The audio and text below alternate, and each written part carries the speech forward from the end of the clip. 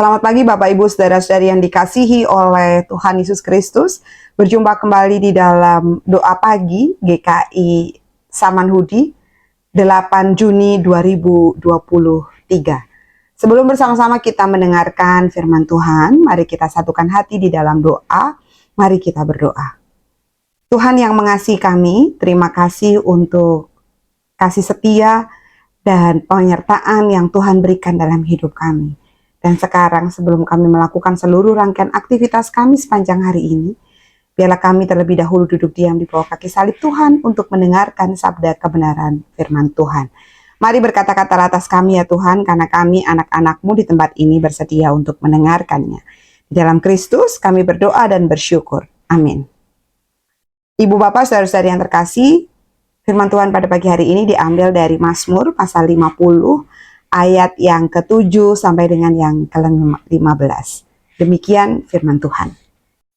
Dengarlah hai umatku, aku hendak berfirman hai Israel. Aku hendak bersaksi terhadap kamu. Akulah Allah, Allahmu. Bukan karena korban sembelihanmu, aku menghukum engkau. Bukankah korban bakaranmu tetap ada di hadapanku? Tidak usah aku mengambil lembu dari rumahmu atau kambing jantan dari kandangmu. Sebab punyakulah segala binatang hutan dan beribu-ribu hewan di gunung. Aku kenal segala burung di udara, dan apa yang bergerak di padang adalah dalam kuasaku. Jika aku lapar tidak usah kukatakan kepadamu, sebab punyakulah dunia dan segala isinya. Daging lembu jantankah aku makan, atau darah daging kambing jantankah aku minum? Persembahkanlah syukur sebagai korban kepada Allah, dan bayarlah nazarmu kepada Yang Maha Tinggi. Berserulah kepadaku pada waktu kesesakan, aku akan meluputkan engkau, dan engkau akan memuliakan aku. Bapak Ibu saudara-saudari yang terkasih, suatu malam seorang raja bermimpi bahwa kematiannya sudah dekat. Nah, dalam mimpinya ia melihat sebuah bayangan mendekat, dan ia bertanya, "Siapakah engkau?" Lalu balasnya, "Aku adalah kematianmu." Balas bayangan itu, dan esok saat matahari terbenam, aku akan datang. Sang raja terbangun dengan rasa takut yang amat sangat. Ia bergegas memanggil semua penasehat kerajaan. Para penasehat melihat melalui buku-buku dan kemudian mereka saling beradu argumen tiada henti. Namun mereka tidak dapat mengungkap penglihatan sang raja. Ketika fajar menyingsing, mereka berpaling kepada sang raja dan berkata, "Saran kami sih, jika raja telah diperingatkan demikian, lebih baik raja melarikan diri dari istana. Pergilah kemanapun dan pergi dengan cepat." Wah, raja tidak membuang-buang waktu. Ia menunggangi kuda yang paling cepat. Dan ia mulai melarikan dirinya. Ia berpacu lebih cepat, dan makin cepat. Menyadari bahwa ini adalah masalah hidup atau mati. Dan terkadang ia terus menengok ke belakang untuk melihat apakah bayangan itu masih muncul. Tapi tidak ada bayangan di belakangnya. Jadi ia kemudian merasa lega. Kematian belum mendatanginya, dan ia terus melarikan diri. Ketika matahari sepenuhnya terbenam, sang raja telah berada ratusan mil dari ibu kota, dan ia berhenti untuk beristirahat sejenak di bawah pohon ara. Sang raja turun dari kuda tunggangannya dan berbicara lembut kepada binatang itu. "Terima kasih ya, kamu sudah menyelamatkan saya." Saat dia berbicara demikian, dia merasa ada sebuah tangan menyentuh bahunya. Sang raja sangat terkejut. Ia berpaling dan ia melihat bayangan yang ada di dalam mimpinya. Dan kematian berbicara kepadanya, "Saya juga mengucapkan terima kasih kepada kuda Anda. Dia benar-benar cepat. Saya telah menunggu di bawah pohon ini sepanjang hari. Saya takut Anda tidak akan sampai di sini tepat waktu." Bapak Ibu, saudara-saudari yang terkasih di dalam Tuhan, seorang raja ini memiliki kekuasaan di atas siapapun. Tapi nyatanya ia tidak mampu menguasai kematian. Nyawa bukan miliknya. Saya hanya membayangkan, seandainya dalam situasi takut ia tidak datang kepada para penasehatnya, tetapi ia datang kepada Tuhan. Kira-kira apa ya yang akan terjadi? Tapi cerita ini mau mengatakan bahwa ya manusia itu adalah makhluk yang fana. Manusia nggak bisa lepas dari kematian, dan ini semua menunjukkan bahwa nggak ada yang kekal di dunia ini. Dan manusia tidak punya apapun di tengah dunia ini. Manusia adalah bagian dari dunia ini. Manusia sehebat dan sekuat apapun, ia tetap lemah dan rapuh. Sehebat-hebatnya manusia, manusia tetap makhluk yang lemah dan memiliki keterbatasan. Kelemahan dan kerapuhan membuat kita menyadari di dunia ini, siapa sih kita ini di hadapan Allah. Pemazmur mengingatkan bahwa keberadaan kita terkait dengan keberadaan Allah. Dikatakan di dalam Mazmur 50, akulah Allah, Allahmu. Dan Allah yang disembah bukan Allah yang gila hormat dan pujian. Ia justru mengajak manusia untuk menyadari keberadaan dirinya. Untuk melihat bahwa Allah lah sang pemilik segala sesuatu, termasuk nyawa.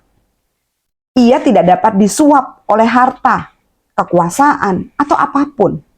Berelasi dengannya hanya bisa dilakukan dengan ketulusan dan ketaatan. Dan Allah sendiri yang mengundang umatnya untuk menyampaikan segala keluh kesah kita. Rasanya menjadi selaras dengan kehidupan kita. Saat beban dan masalah menyapa kita, apa sih yang seringkali terucap di dalam mulut kita? Ah, lebih baik saya mati aja. Ah, lebih baik saya lari aja. Persis seperti raja tadi. Lupa bahwa nyawa pun bukan milik kita. Lupa bahwa 5 menit ke depan pun bukan milik kita. Mazmur 50 ini mengajak kita untuk tetap taat kepada Allah. Dan taatnya seperti apa? Apakah hanya terkait dengan menuruti segala perintah dan aturan dari Allah? Oh bukan, bukan hanya itu. Menariknya ketaatan di sini diwujudkan dalam kesediaan kita menyatakan keluh kesah kepada Allah. Ibu bapak, saudara-saudari yang terkasih, bagaimana mungkin ketaatan itu malah justru kita lakukan lewat menyatakan keluh kesah? Betul. Ibu bapak, saudara-saudari, ketika kita sedang dalam situasi banyak pergumulan, kita seringkali berusaha untuk membagi beban kita kepada sahabat, keluarga, teman. Itu tidak salah. Mereka ada untuk menolong kita, menghayati rupa-rupa kehidupan, dan itu cara Tuhan. Tetapi harus kita akui pula, terkadang itu pun tidak menyelesaikan persoalan kita. Jujur diakui, suka atau tidak suka, kadang malah tambah ruwet. Dan kalau sudah ruwet, kemana sih baliknya? Ke Tuhan. Ibu bapak, saudari, ini yang kudu dibalik. Sampaikanlah keluh kesah kita terlebih dahulu kepada Tuhan.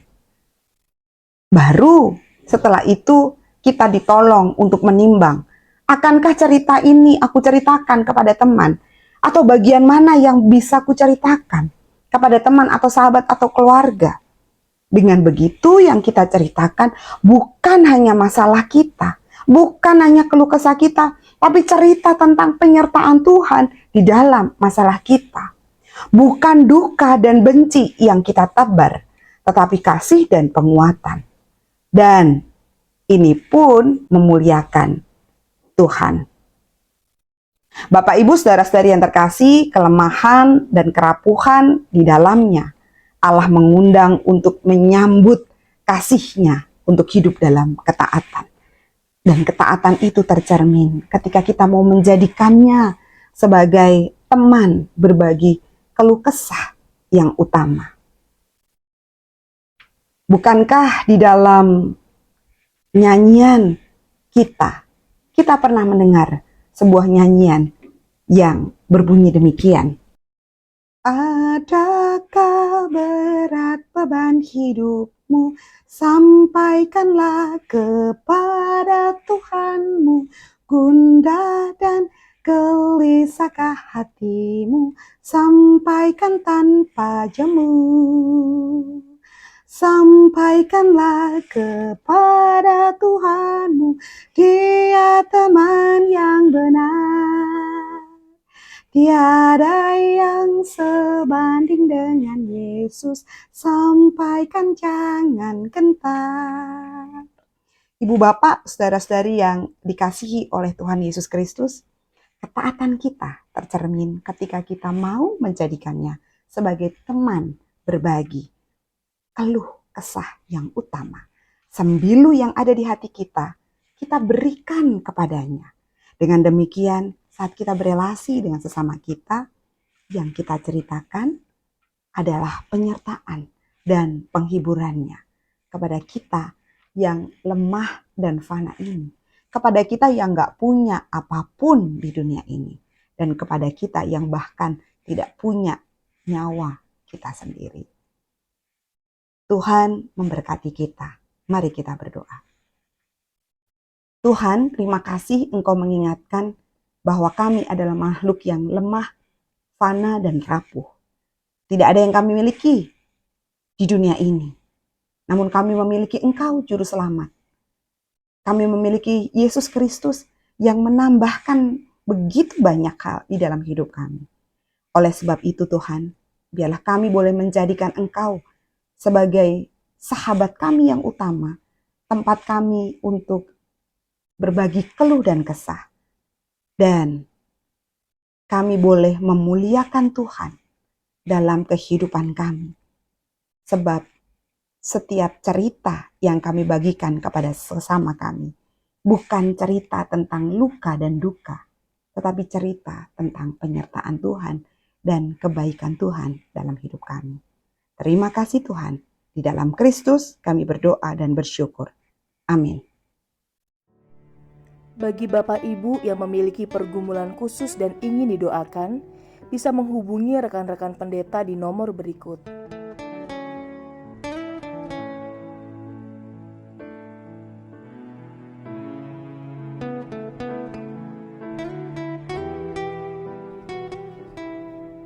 Tuhan Yesus memberkati.